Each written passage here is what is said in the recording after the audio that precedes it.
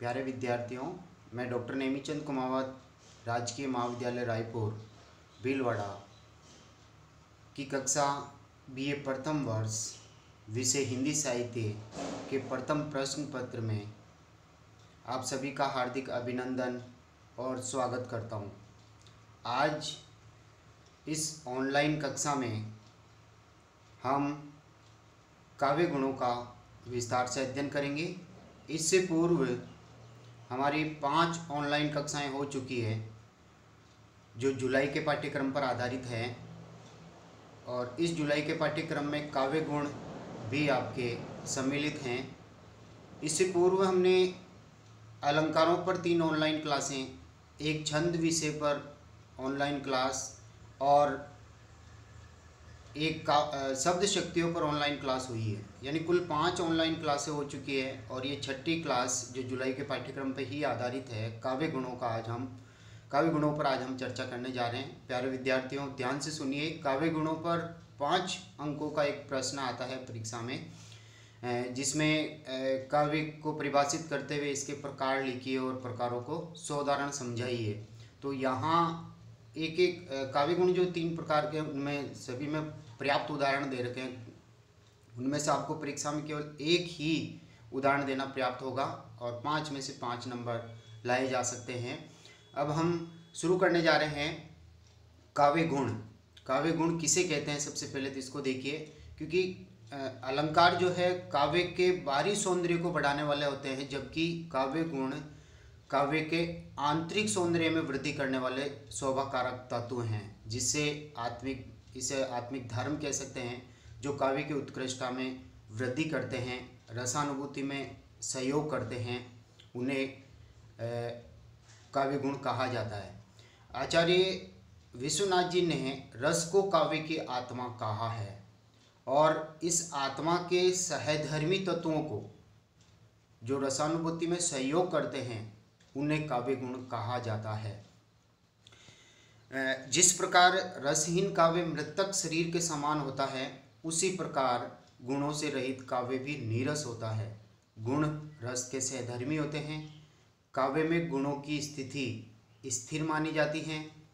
इसकी परिभाषा को देखिए। यानी गुणों का सीधा सीधा हम अर्थ लेते हैं, जैसे मनुष्य के गुण, इसका तात्पर्य वह उसकी विशेषता है। यानी आकर्षक धर्म, जहाँ दोषों का अभाव हो वहाँ गुण होंगे। आत्म तत्व के रूप में विद्यमान रस के धर्मों को गुण कहा जाता है। यह रस के आश्रित रहने वाले काव्य के शोभाकारक धर्म हैं, जो रसानुभूति में सहयोग करते हैं। ऐसे तत्व जो वस्तु के सौंदर्य की वृद्धि कर उसके उत्कर्ष को बढ़ाने में सहयोग देते हैं, यानी श्रेष्ठता में वृद्धि करते हैं, उन्हें काव्य गुण कहा जाता है। काव्य गुणों के प्रकारों पर हम आते हैं तो आचार्य भामे ने 3 काव्य गुण माने हैं, माधुर्य, प्रसाद और ओज। किंतु आचार्य दंडी ने 10 काव्य गुण बताए हैं। 10 काव्य गुणों में देखिए, श्लेष, प्रसाद, समता, समाधि, माधुर्य, ओज, सुकुमार्य, अर्थव्यक्ति, उदारता और कांति। इसी तरह से आचार्य वामनाचार्य ने 10 शब्दगत और 10 अर्थगत काव्य गुण माने हैं। आचार्य भोजराज जी ने सबसे बढ़कर के 24 काव्य गुण माने हैं। लेकिन मैं यहाँ बता देना चाहता हूँ कि परीक्षा में यदि काव्य गुण आते हैं तो प्रकार आपको 3 ही बताने हैं, क्योंकि आचार्य भामे के द्वारा सुझाए हुए माधुर्य, प्रसाद और ओज, इन तीनों काव्य गुणों को प्रवर्ती सभी आचार्यों ने स्वीकार किया है। अब हम बढ़ते हैं काव्य गुणों के प्रकारों की ओर, जिसमें पहला प्रकार है माधुर्य गुण। माधुर्य का अर्थ है मिठास, मधुरता, रोचकता। जिस काव्य रचना को पढ़ने या सुनने से अंतःकरण यानी चित्त, मन, हृदय आनंद से द्रवित तो उठता है, द्रवित यानी पिघल जाता है, वहाँ माधुर्य गुण होता है। आचार्य विश्वनाथ जी ने साहित्य दर्पण में इसे परिभाषित करते हुए लिखा है, चित्त द्रव्य भावमयो आह्लादो माधुर्य मुच्यते। अर्थात चित्त यानी मन, द्रव्य भाव यानी जो पिघल जाता है, भावमयो आह्लादो जो मनुष्य को भावों से आह्लादित कर दे, आनंदित कर दे, माधुर्य मुच्यते, उसे माधुर्य गुण कहते हैं। यानी जिस रचना से अंतःकरण हृदय अंतःकरण आनंद से द्रवीभूत हो जाए, वहाँ माधुरी गुण होगा। इसी तरह से एक और परिभाषा देखिए, अनुस्वार ओ वर्णजुत सर्व बरन ऐट वर्ग अक्षर जामे मृदु प्रे सो माधुर्य निसर्ग। यानी अनुस्वार वर्णों का प्रयोग, जो अनुनासिक वर्ण है, पंचम वर्ण है, हर वर्ग का पांचवा वर्ण, उनका सर्वाधिक प्रयोग। वर्णजुत यानी वर्णों के समूह में सर्ववर्ण सारे वर्णों का प्रयोग हो, लेकिन अ ट वर्ग, ए यानी नकारा नकारना निषेध करना, ट वर्ग का तात्पर्य ट ठ ड ढ, नहीं तो पंचम वर्ण है, पंचम वर्ण का तो प्रयोग होगा, लेकिन ट ठ ड ढ इन चार वर्णों का प्रयोग प्राय माधुरी गुण में नहीं होता है। जहाँ कहीं भी एक दो नजर आ जाते हैं तो वहाँ पर माधुरी गुण न होकर के अगला प्रसाद गुण हो जाएगा। अक्षर जामे मृदु प्रे यानी जहाँ पर कोमल कांत पदावली का प्रयोग हो, मधुर मधुर वर्णों का प्रयोग हो, सो माधुर्य निसर्ग, वहाँ माधुर्य गुण की उत्पत्ति होती है या माधुर्य गुण जन्म ले लेता है। आशय ये है कि माधुर्य गुण अनुस्वार वर्णों वाला, कोमल कांत पदावली या कोमल वर्णों से युक्त हों और टे वर्ग से बिल्कुल भी रहित हों, यानी पूर्णतः रहित, टे वर्ग का अभाव ही होना चाहिए। अब यहाँ हम कुछ विशेषताएं देखते हैं इन परिभाषाओं के आधार पर। पहली विशेषता ट वर्ग, ट ठ ड ढ, अणे को आप छोड़ दीजिए क्योंकि ट वर्ग में ये सभी शामिल होते हैं इसलिए पांचों को लिखा, जबकि प्रथम चार वर्ण ट ठ ड ढ को छोड़कर के से मैं तक के समस्त वर्णों से युक्त काव्य रचना में माधुरी गुण होगा। इसी तरह से दूसरी विशेषता देखिए, अनुनासिक वर्णों की अधिकता, हंग य ण न म, ये पंचम वर्ण है जो नाक से उच्चारित होते हैं, इनके लिए शब्दों के बीच में हम अनुस्वार का प्रयोग करते हैं। अकेला स्वर रहित व्यंजन के रूप में ये पंचम वर्ण आता है तो अनुस्वार के रूप में लिखा जाना ही मानक हिंदी में मान्य है। तीसरी विशेषता अल्प समास या समासों का अभाव, इस माधुरी गुण में प्राय समास नहीं होते और कहीं कहीं प्रयोग एक आध रूप में हो भी सकता है तो वहाँ माधुरी गुण होगा। और रसों की दृष्टि से यदि देखा जाए तो माधुरी गुण का प्रयोग श्रृंगार रस में सर्वाधिक, श्रृंगार करुण और शांत रस में अधिकाधिक होता है। इसकी विशेषता है श्रुति मधुरता, यानी कानों को मधुर लगने वाले वर्णों का प्रयोग, समास रहितता, समास का अभाव हो, चित्त की द्रवणशीलता जो मन को बहुत ही प्रभावित कर दे, अमिट छाप छोड़ दे, और आह्लादकता यानी रसानुभूति, आनंद देने वाला। उदाहरण देखिए यहाँ पर पहला उदाहरण, दरस बिनु दुखन लागे नैन, जब से तुम बिछुरे मोरे प्रभु जी कबू ने पायो चैन। इसका अर्थ बहुत सरल है कि मीराबाई जी यहाँ पर कह रही है कि हे कृष्ण, हे प्रभु, जब से आप मेरे से बिछुड़े हैं तब से आपके न तो दर्शन हुए हैं, आपके दर्शनों के बिना मेरे नेत्र दुखने लगे हैं, इनमें दर्द होने लग गया है और कभी भी मुझे चैन और शांति नहीं मिली है।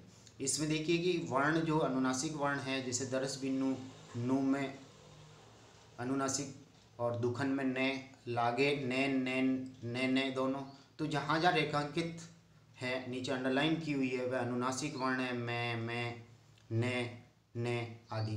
तो कुल गिनती भी कर सकते हैं आप, गणना करने के उपरांत पाएंगे कि यहाँ पर 9 अनुनासिक वर्णों का प्रयोग है और ट वर्ग का पूरी तरह से यहाँ पर अभाव है। और रस को यहाँ पर देखा जाए तो यहाँ पर वियोग श्रृंगार रस है, एक तरह से जो करुण रस भी हम कह सकते हैं क्योंकि नेत्रों को दुखना, तो ये वियोग श्रृंगार में ऐसी स्थिति होती है, सहायक रस करुण कह सकते हैं हम। दूसरा उदाहरण देखिए, देखी सुदामा की दीन दशा, करुणा करी के करुणा निधि रोए, पानी परात को हाथ छुइयो नहीं, नैननी के जल सो पग धोए।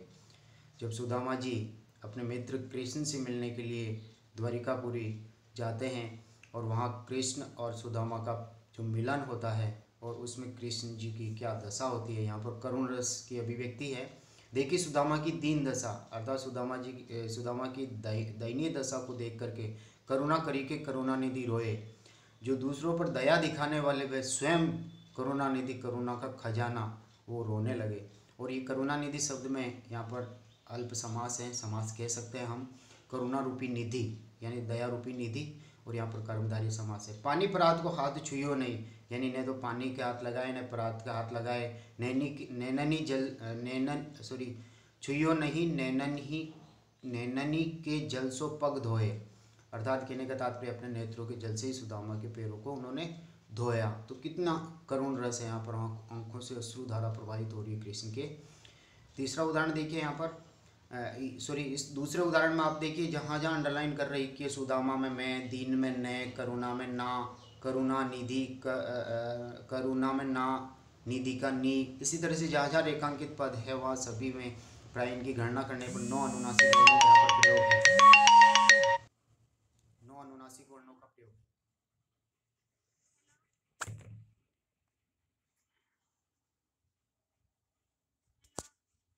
हेलो,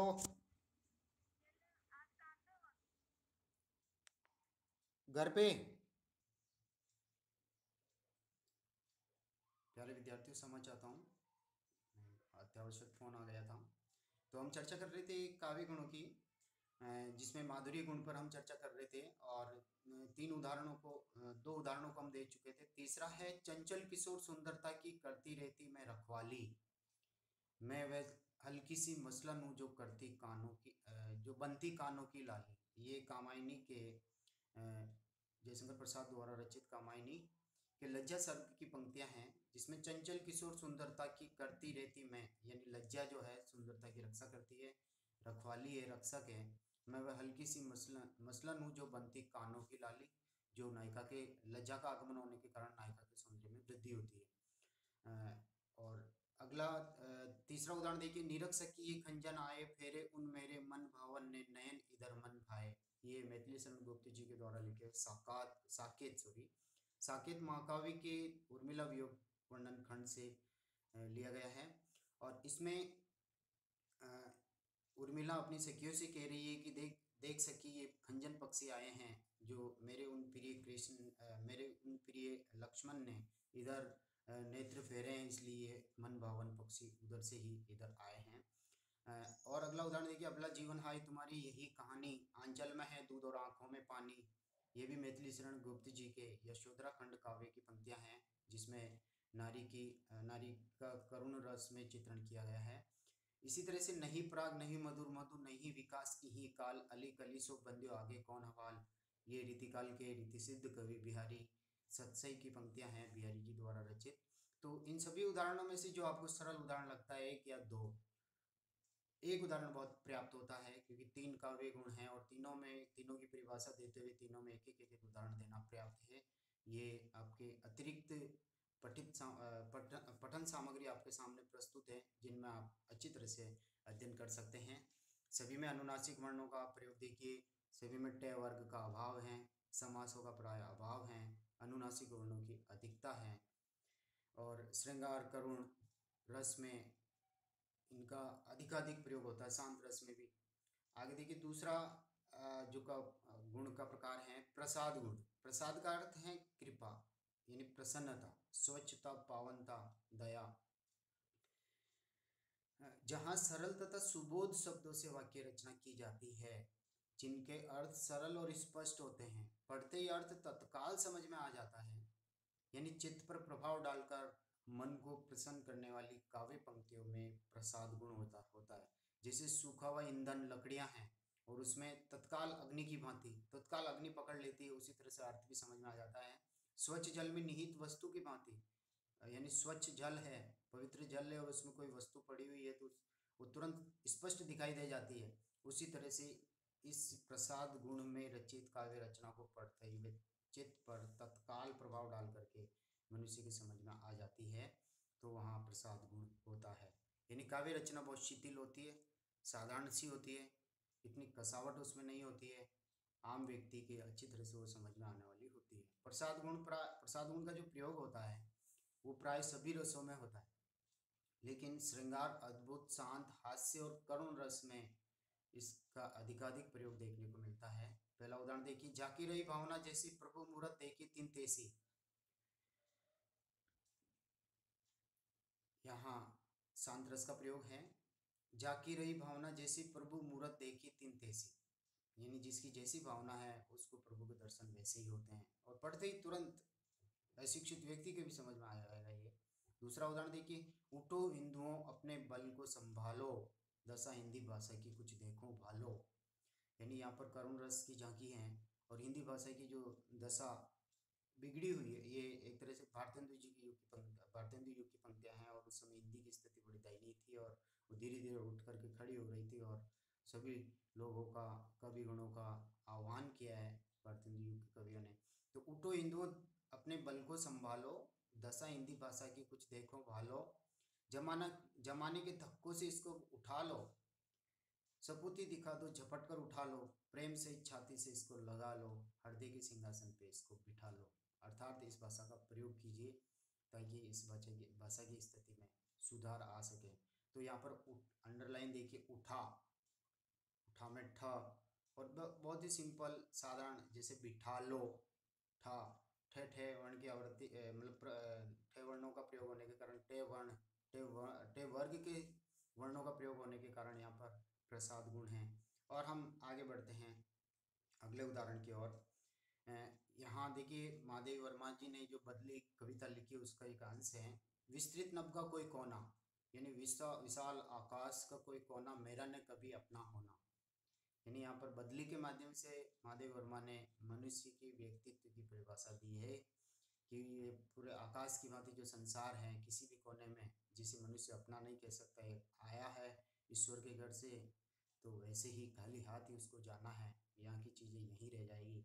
तो मेरा न कभी अपना होना, परिचय इतना इतिहास है ही, उमड़ी कल थी मिट आज चली, मनुष्य जीवन नश्वर है, आज जन्म लेता है तो कल मरेगा आने वाले समय में।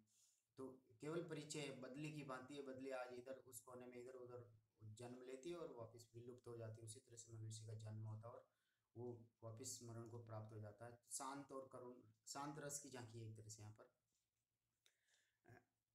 अगला जो चौथा उदाहरण है, ये एक तरह से गलती से यहाँ लिखा गया है। इसमें क्या है कि औज गुण है, और ये कुरुक्षेत्र जो लिखा गया दिनकर जी के द्वारा, उनकी पंक्तियां हैं। छीनता हो स्वतु कोई और, त्याग तब से तू काम ले, यह पाप है, पुण्य है विचिन कर देना उसे, तेरी तरफ बढ़ रहा जो हाथ है। यानी यहाँ पर एक तरह से जो अपने अधिकारों को छीनता है, हनन करता है, तो वहाँ युधिष्ठिर को समझाया जा रहा है कि त्याग और तप से तू काम ले, ये तो पाप है। उस समय तो पुण्य है, उत्तम काम है कि विचिन कर देना तेरी तरफ बढ़ रहा जो हाथ है, यानी उस उन विचिन कर देना, अलग थलग कर देना, यानी उसका मुकाबला करना चाहिए, जो तुम्हारे अधिकारों का हनन करने के लिए जो हाथ बढ़ रहा है उसको काट देना चाहिए, उसका मुकाबला करना चाहिए। वह धर्म और त्याग से काम नहीं लिया जाना चाहिए। तो यहाँ पर एक तरह से औज गुण है। यहाँ पर एक तरह से कणकटु शब्दों का प्रयोग भी है, और जैसे चिंता हो स्वत में त्वा, ये संयुक्त व्यंजन है, त्याग में त्या, ये संयुक्त व्यंजन है, पुण्य में ण्य, विच्छिन्न में न, डबल न और ओ। तो ये जो द्वित्व व्यंजन, विच्छिन्न में द्वित्व व्यंजन है और बाकी में संयुक्त व्यंजन है, इनका यदि अधिकाधिक प्रयोग हो तो वहां पर औजगुण होता है। इसी तरह से अन्य उदाहरण देखिए आपके, सिखा दो ना है मधु कुमारी, मुझे भी अपना मीठा गान, कुसुम के चुने कटोरों से करा दो ना कुछ कुछ मधुपान। ये सुमित्रानंद पंत जी की पंक्तियां बहुत सरल हैं, सरल अर्थ है इसका। इसी तरह से कटोरों जो शब्द आया इसमें ट वर्ण आ रहा है, इसलिए यहाँ पर प्रसाद गुण हो गया। इसी तरह से लाली मेरे लाल की जित देखो तित लाल, लाली देखन मैं गई मैं भी हो गई लाल। बहुत सामान्य अर्थ, सरल अर्थ, इसलिए यहाँ पर प्रसाद गुण। एक और है, वह आता दो टू कलेजे के करता पछताता पथ पर आता। यहाँ पर ये रामधारी सॉरी सूर्यकांत त्रिपाठी निराला जी की ये पंक्तियां हैं, भिक्षुक कविता की पंक्तियां हैं, और बहुत ही स्पष्ट, दो टूक कलेजे, टूक में ट आ रहा है, और इसकी वाक्य रचना भी बहुत सहज और सरल है, और पढ़ते ही तत्काल इसका अर्थ समझ में आ जाता है। तो प्यारे विद्यार्थियों, ये कम से कम 6-7 उदाहरण आपके सामने है, जिसमें से प्राय मात्र एक उदाहरण आपको परीक्षा में अच्छा सा लिखना है याद करके। तो ये अतिरिक्त मैटर आपके पढ़ने के लिए है। तीसरे प्रकार की ओर चलते हैं, औज गुण। औज का अर्थ है उत्साह, उमंग, स्फूर्ति, तेज, यानी ताजगी। जिस काव्य रचना को पढ़ने से ओजस्वी भावना का उदय होता है, अर्थात वीरता, आवेग, उत्साह, स्फूर्ति आदि भावों का उदय हो तो वहां पर औजगुण होता है।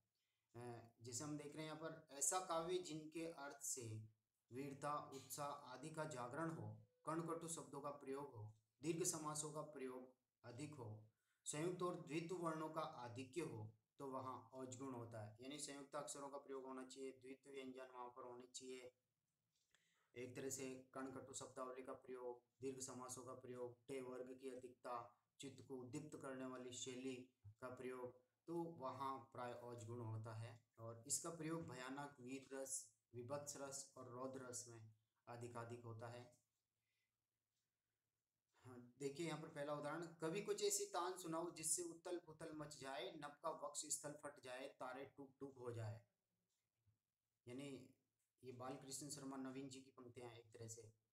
कुछ ऐसी वीरता की वाणी सुनाओ जिससे पूरे समाज में उथल पुथल मच जाए, नभ का वक्ष स्थल फट जाए इन बुराइयों के खिलाफ, तारे टूक टूक हो जाएं, यानी सब चकनाचूर हो जाएं, सारी रूढ़ियां सब समाप्त हो जाएं और एक नए रूप में इस भारत का, इस समाज का उदय हो। इसी तरह से दूसरा उदाहरण देखिए, जैसे इसमें पहले में हम देख रहे हैं वक्ष, क्ष संयुक्त अक्षर है, स्थल, स्थ यहाँ संयुक्त व्यंजन है। इसी तरह से फट मट ट, टूक टूक मट ट ट, और उथल पुथल, उथल और पुथल यहाँ पर ये भी समास हैं। तो जहाँ ट वर्ग की अधिकता, समासों की अधिकता, संयुक्त अक्षर या संयुक्त व्यंजनों की अधिकता या द्वितीय वर्णों का प्रयोग में भी औज गुण। दूसरा उदाहरण देखिए, है रुंड गिरे गज सुंड गिरे, कट कट अवनी पर झुंड गिरे, भू पर है विकल वितंड गिरे, लड़ते लड़ते अरि झुंड गिरे। अब ये एक तरह से हल्दी घाटी महाकाव्य जो श्याम नारायण पांडे जी के द्वारा लिखा हुआ, ये दोनों उदाहरण दूसरा और तीसरा ये उसी के ही हैं कि है, है रुंड गिरे, है यानी हाथ, एक तरह से घोड़े, घोड़े के रुंड मस्तक गिरे, गज सुंड गिरे, और हाथी, गज यानी हाथी की सूंड, सूंड भी कट कट के नीचे गिरने लगी, और हाथियों की जो है रुंड एक तरह से मस्तक, कट कट अवनी पर, अवनी यानी पृथ्वी पर झुंड गिरे, तो झुंड के रूप में गिरने लगे, इतना भयंकर युद्ध हुआ। भू पर है विकल वितंड गिरे, और भू पर पृथ्वी पर है यानी एक तरह से घोड़े, विकल यानी व्याकुल होकर के, वितुंड गिरे यानी चकनाचूर होकर के नीचे गिरे, लड़ते लड़ते अरि झुंड गिरे, और लड़ते लड़ते शत्रुओं के झुंड भी वहां रणभूमि में गिरने लगे। इसी तरह से तीसरा उदाहरण देखिए, डग डग डग डग, यानी यहाँ पर ड ड इसकी बार बार आवृत्ति होने से भी यहाँ पर विभाव समास से जहाँ शब्दों की पुनरावृत्ति होती है। रण के डंके मारू के साथ, रण के डंके मारू, मारू यानी हवा के साथ, भयंकर यानी भयंकर बजे, टप टप टप घोड़े कूद पड़े, और उस भयंकर डमरू की आवाज से, नंगाड़े की आवाज से घोड़े भी उसी तीव्रता के साथ रणभूमि में कूद पड़े। कट कट मतंग के रथ बाजे, मतंग यानी हाथियों के बाहरी जो दांत होते हैं, रथ यानी दांत, वो बजने लगे आपस में टकराने से, आपस में भिड़ने से। तो अब यहाँ इसकी विशेषता मात्र देखिए, क्लिष्ट एवं कर्कशता से युक्त काव्य शैली में औजगुण होगा, और इसका प्रयोग विभत्स, वीर और रौद्र रसों में, रौद्र रस, सॉरी, विभत्स, वीर और रौद्र के लिए उपयुक्त माना गया है। एक उदाहरण और भी दे रखा है यहाँ पर, होने लगे रिपु नष्ट यो उनके प्रबल भुजदंड से, होते तृणादि खंड जो, वतुल वतुल झाल प्रचंड से। यहाँ पर भी औजगुण का प्रयोग है। आपको जो आसान लगता है इनमें से एक उदाहरण आप याद कर लीजिए, और उसी को ही आपको परीक्षा में लिखना है।